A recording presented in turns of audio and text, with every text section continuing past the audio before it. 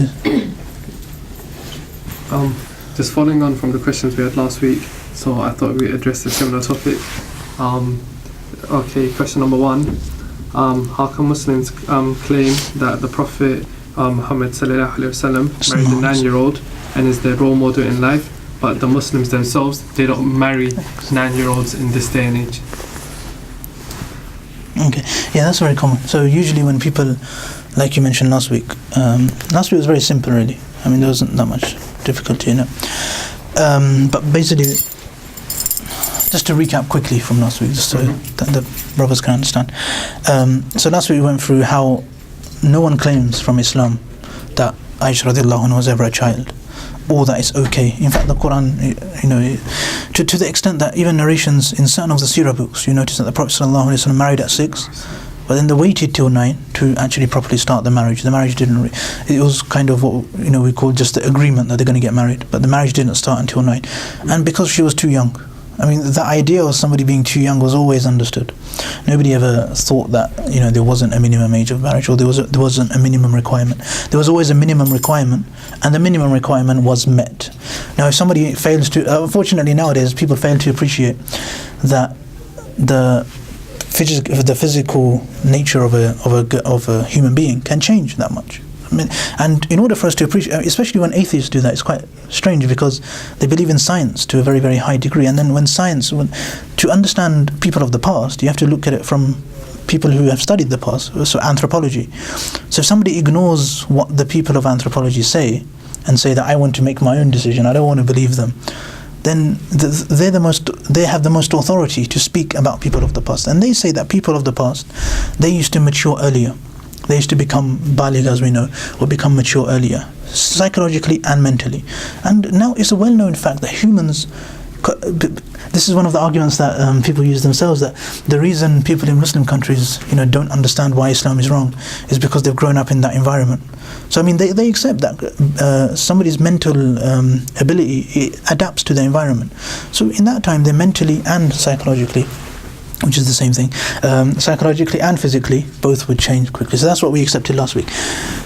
I forgot where. Oh yeah. So why do we not follow the Prophet sallallahu alaihi wasallam? This is a separate question actually. So it's actually something which, because we follow the Prophet sallallahu alaihi wasallam in what we believe he should be followed in, yeah, and if a non-Muslim comes and tells us what we meant to follow the Prophet, I mean, just because he does something doesn't mean we automatically follow it. We follow his lifestyle. So there's certain things we follow. So one thing which is usually undeniably followed is like his character, the way he'd come across. So the fact that he'd always smile is something we try and copy. The fact he'd say salam to children is something we try and copy. He'd always say salam to everyone is something we try and copy. These are the things, his character, the way he'd live in social life. That's something we definitely copy. But there's certain things we don't copy. For example, he was born in Mecca. We don't all try and have babies in Mecca. Prophet sallallahu alaihi wasallam, he passed away in Medina. Now, although the death in Medina is something which certain people aspire to have, we don't go out of our way and say it's sunnah to die there, to be generally right-handed. The clothes he used to wear, the food he used to eat, generally he used to wear kind of what we wear in ihram. This is the most common kind of dress. And the Prophet sallallahu alaihi wasallam, the food would generally be dates and water. Very often he would fast for, sometimes his family would have no fire lit in the house for a few months. But just because he'd done all those things doesn't mean we all go out of our way to do these things either. So certain things are based on culture, and certain things, they change through time.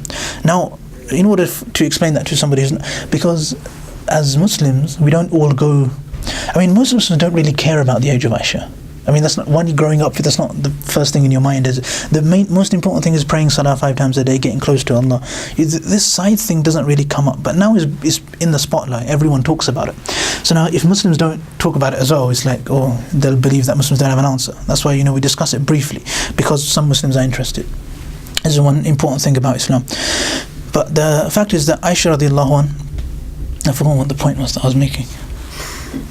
About her being 9-year-olds and why be. Oh yeah, okay. So then the sunnah overall, the reason some people say this is because there are certain aspects of the sunnah which we do follow.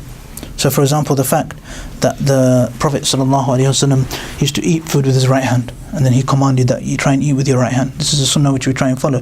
The Prophet ﷺ was, and the character we try and follow, he smiled more, we try and smile more. So there are certain things we do follow, but it doesn't mean we follow absolutely everything. There's certain things we don't follow as well.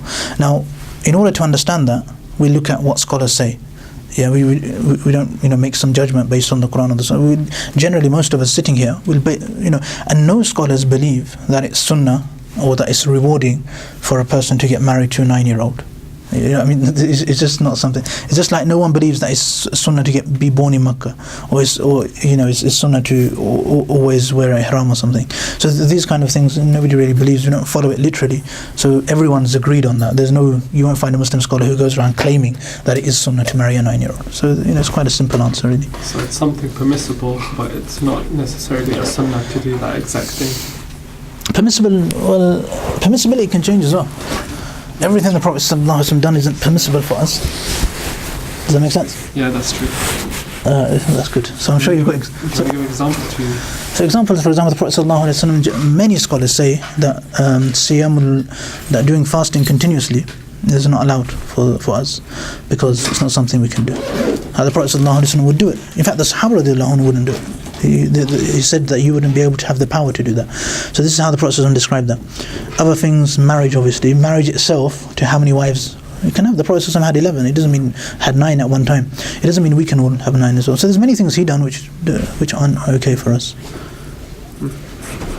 Also, there's a hadith regarding the dolls that Aisha was playing with. So how can we as Muslims understand this hadith, and how do we apply this hadith? Yeah. So again, a lot of people, like you mentioned last week, that if somebody, a non-Muslim would generally ask. So if somebody brought this up, very often when you tell them that Aisha radiallahu anha was psychologically mature, they say that how come she was playing with dolls after marriage? So that's basically their question. And the hadith is in Bukhari. The main reason they bring this up is because they usually they extract it from the Sharh of Bukhari. So you have the Bukhari hadith itself, where the Prophet the actions and what he says are recorded, but in the explanation, so the book is like 10 times the size of just hadith. So it's one of the most famous ones, and the author is Ibn Hajar, rahimahullah, who's a Shafi'i scholar. So being a Shafi'i scholar, he's in the text of that hadith where Aisha radhiyallahu anha was playing with dolls. He says that therefore she was playing with dolls because she was young, but that's not actually the text of the hadith itself. So therefore, and in another part of the same book, in another part of Fath al-Bari, he actually goes, the reason he brings that is because the point of that hadith is he's trying to talk about whether it's allowed to have dolls or not. It's not, the point is not Aisha. So again it's about us transposing our understanding of dolls onto the past. It's like playing. Nowadays, if somebody plays a video game, it doesn't mean he's a child. It doesn't mean he's by default now everybody who plays video games is immature, or everybody who watches CBBC, they're immature, especially CBBS, and they've got some amazing stuff on there. Just because you watch that, it doesn't mean you're immature. It doesn't mean you're naturally a child now. So now our view of the past. Now we look at the past and we look, Aisha radiallahu anha is playing with dolls. It doesn't necessarily, the culture could be very different. Dolls may have been something which elder people done. The reports show that this incident actually took place after the Battle of Khaybar or Tabuk. Khaybar was in what year? 6th year. And Tabuk was even later in the 9th year. So if it was at the time of Khaybar, Aisha would have been 14, which is older than 9 anyway. And if it was at the time of Tabuk, then Aisha radiallahu anha would have been 3 years older, which is 17. So she would have been a lot older anyway. So this is just an easy way to answer that. Okay, final question on that topic is, how come why are some people so adamant on the opinion that Aisha was older, and do they not want to accept that she was a certain age, or why are people so adamant on an older age? So you find this obviously from Muslims. Non-Muslims don't accept this, because non-Muslims obviously when they come to Islam, they automatically become scholars in it. So naturally, so they'll apply their understanding on the Quran and Sunnah. So they won't have this problem. However, Muslims, sometimes what they'll do is because they don't like this idea, they'll have this other view. Now this is quite recent. Obviously this view may have existed throughout the tradition of Islam. However, it wasn't mainstream. So the mainstream view, especially within the muhaddithin, I mean the scholars of hadith, I've not looked much into the views of the other scholars, of Ahnaf and the Malikiyya, but generally in the Shawafi and the Hanabila scholars, and also in the Muhaddithin, the authors of the Kutub, and even Ibn Hajar and these kind of scholars, also Ibn Taymiyyah, Ibn Jawzi as well. And these kind of scholars, generally their view has always been that she was 9. Nobody ever debated that, nobody had a problem with that. And this is something we didn't actually mention last week, which maybe we should have. Because the criticism was never there. And this is a very good question. Why was there never any criticism? I mean, somebody gets married to a 9-year-old, you criticize it because it's wrong. However, we know that the people of Makkah were continuously trying to discredit the Prophet ﷺ in many, many different ways. So to the extent they were making things up about the Prophet. They didn't have to say things. There was no like, it's like nowadays if someone quotes something from Wikipedia, we say, where's your reference? They didn't have to provide a reference. They just say things, and then it would catch on, and it would go viral, like lots of WhatsApp messages today. That was the point. So now the Prophet ﷺ, when he was living his life, even his like relationship, even his sex life is mentioned in the Quran by Allah subhanahu wa ta'ala, because it was attacked, because he got married to his adopted son's divorced wife. So when he got married to her, now this is something which was deemed as wrong. But obviously, because in Islam we don't consider an adopted son to be a real son, therefore it doesn't really count, that marriage. That relationship doesn't count, therefore the marriage is okay. And that defense of the Prophet's marriage happened in the Quran. So this is what we find from the Prophet ﷺ, and Allah subhanahu wa ta'ala very openly defends this.